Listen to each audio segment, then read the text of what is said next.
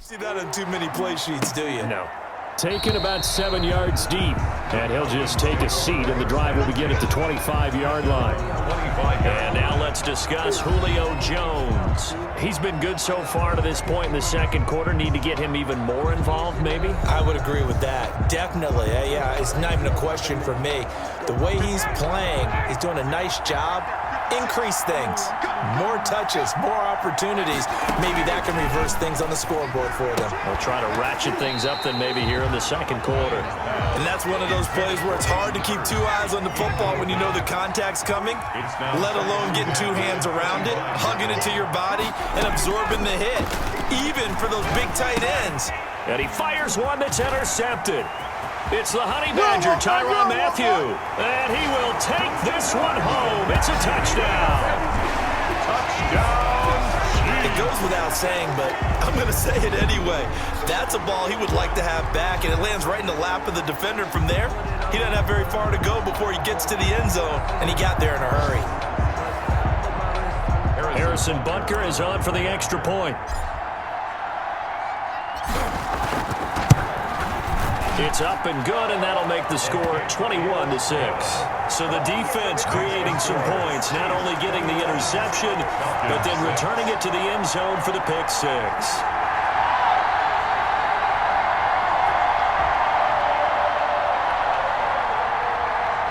Harrison Butker to kick off for Kansas City. So they'll get another shot on offense following that pick six, and now the kick is away. Fielded in the end zone, and he'll decide to not bring this one out as their drive will begin at the 25. Matt Ryan and the Falcons getting ready to go again here on offense. And how does he rally the troops, so to speak? He's played well, but they're down big on the scoreboard. How does he get his guys going?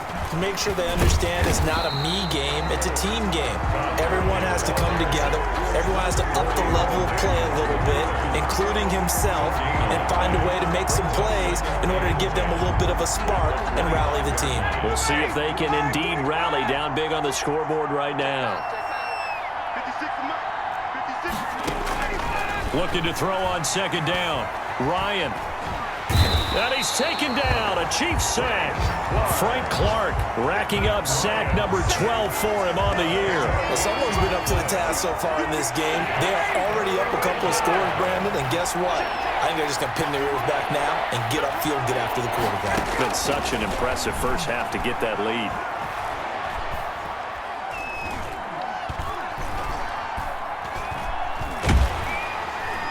And he's going to go down. Back at his own 5-yard line, it's a sack. Frank Clark, he's the culprit, and that is now his 13th sack of the season as his great year continues.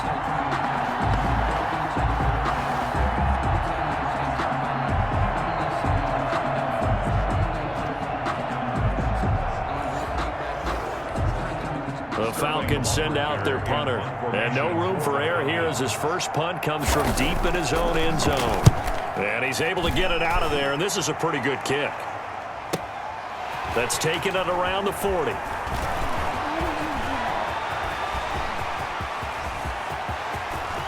And all the way in for a Kansas City touchdown. He returns the punt 60 yards, and the Chiefs are able to grow their lead. If you didn't know it, it won't surprise you to find out that this team leads the league in scoring. They've been a quick strike team all season long.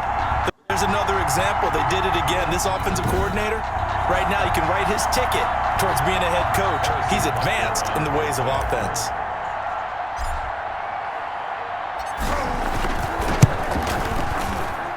He's got it, and the lead swells. It's 28-6. Well, it's no secret. That's why they have him return punts. He has the capability to take them back, and he did so there.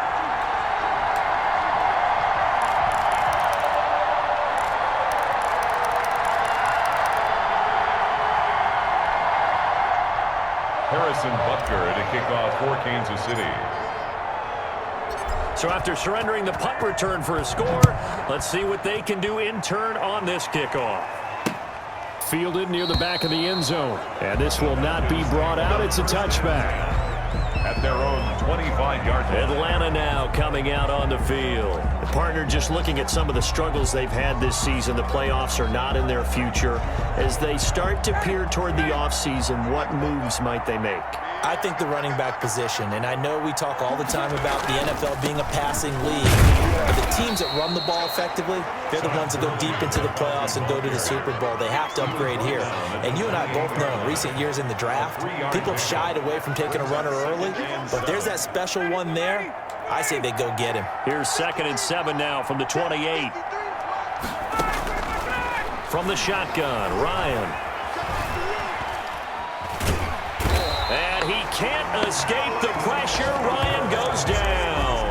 Alex Okafor in there to bring him down, and that is sack number 17 now on the season. That's 3 sacks now, and that's not much of a surprise to me, nor should it be to you. This team, they lead the league in sacks. Yeah, they do. This is something that we are starting to witness time and time again.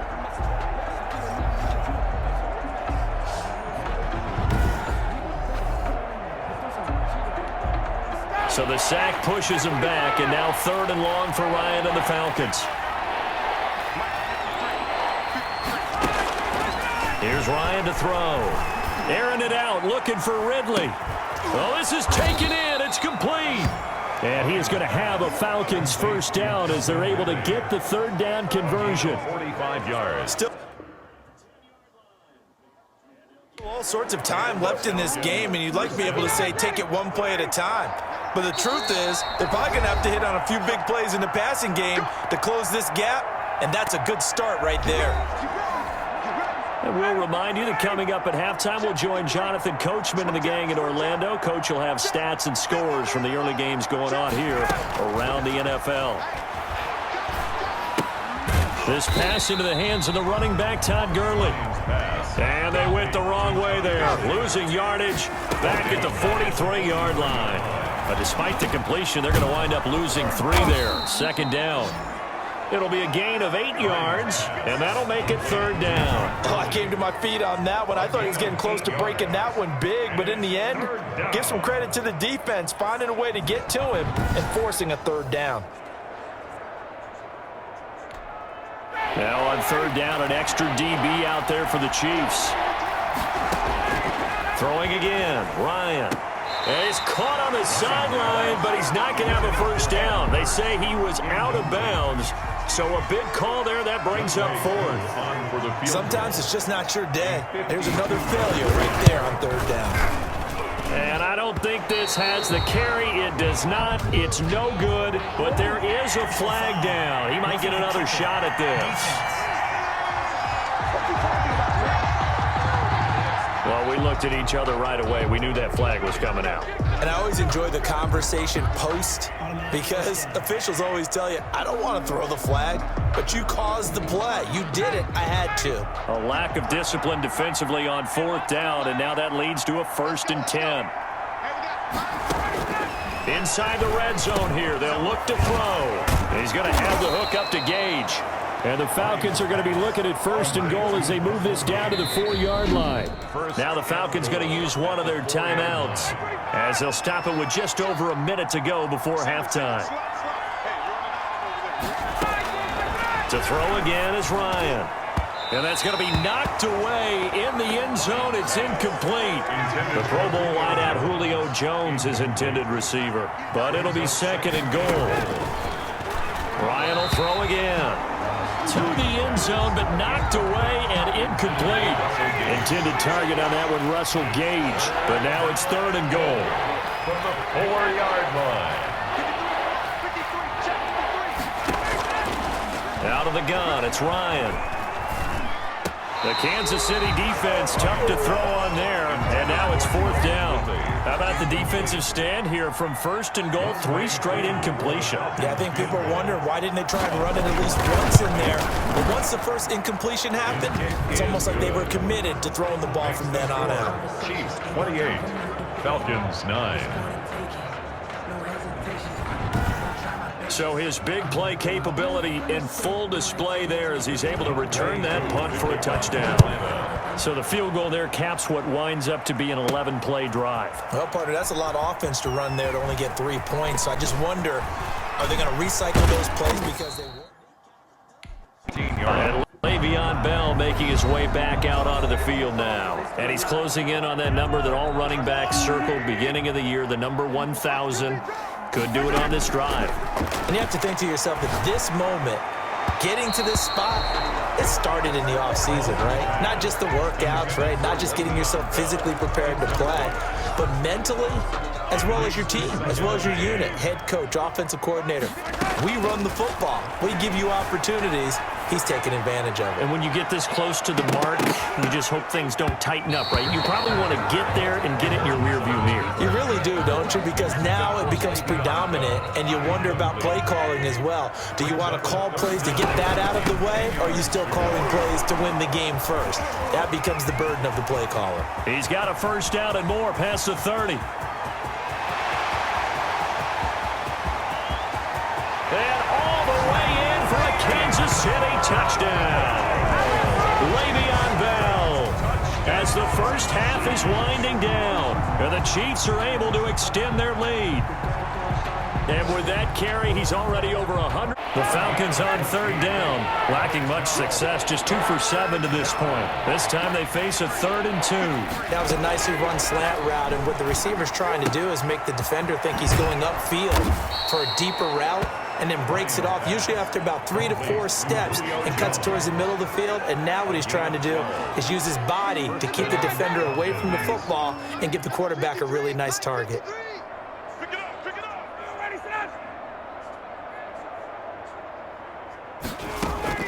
Throwing now, Ryan on first down. You know, the trials and tribulations of being a quarterback in this league, it's tough. It's got to be wearing on him out there. Well, he has been sacked a number of times. He had an interception, so I'm going to give him a skosh of credit for hanging in there and trying to make something happen, despite the amount of pressure he's been under this entire game. And the Falcons are going to have a 1st and goal as he's able to take this inside the 10 to the 8. It's a 10-yard gain there to set him up 1st and goal. Well, partner, I know this type of running back. I mean, this size, this intensity usually gets better as the game goes on. And I can just tell you from experience, the first few quarters, oh, you're eager. You come running up there, I'm going to tackle this guy. And the pressure gets there. He'll go down. It's a sack. And it is going to bring us to the 2-minute warning. Just 2 minutes remaining here in the 4th quarter of what has been a one-sided affair. First down, a bit of a disaster, and now on 2nd and goal, back even further. From the gun, Ryan. And he will find his man on the end route, complete. And he's able to work it here to the 8-yard line. They'll give him a dozen on the pitch and catch, but now they're up against a 3rd and goal. Operating from the gun, Ryan, and he's going to be dropped back at the 15-yard line. 7 yards. It's 4th down. This has been a tough one for this offensive line. It appears almost like they've been on roller skates this entire game. The way they've been pushed around. 6 sacks given up in this one.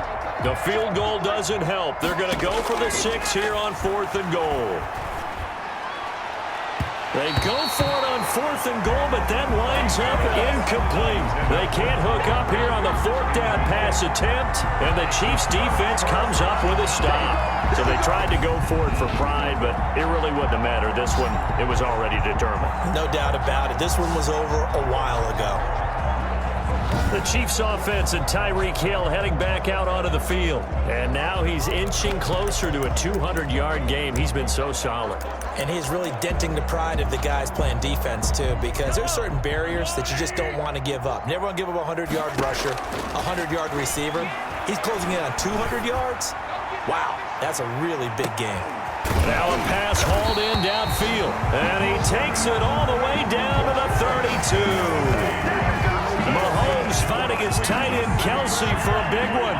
53 yards. So how about this for a change in field position? From inside the 10, here's first down on the other side of the field. That's going to be knocked away and incomplete. Travis Kelsey, the Pro Bowl tight end, the intended target. Mahomes again here on 2nd and 10. And this will be caught. And the carnage continues. It's another touchdown.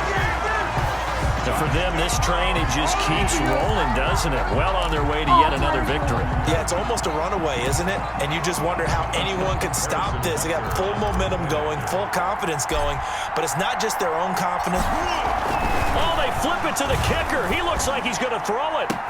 And would you believe it? This is caught in the end zone. And the fake extra point works to extend their lead by 2. And that's something you almost never see nowadays. When you fake it, you're at the 15-yard line on a PAT as opposed to just going for it from the 2. I'm sorry. I know they got it, and congratulations to them, but it's just not a good play. I mean, the risk-reward is really off the charts. Not in your favor. Run your offense out there. Put it on the 2-yard line if you want to go for 2. But I'll be darned. They ended up getting that one, didn't they? Kick out of bounds. Kicking team. And that drives coaches insane, doesn't it? When they see that happen, it just doesn't feel right, does it? Plus, you're giving up yardage. Now Ryan on first down. He'll drop this underneath to Gurley. And here he'll be brought down a little shy of the 35 at the 36. Throwing again on second down. Ryan, it's complete to Laquan Treadwell. And he takes this just a few yards shy of the red zone before going out.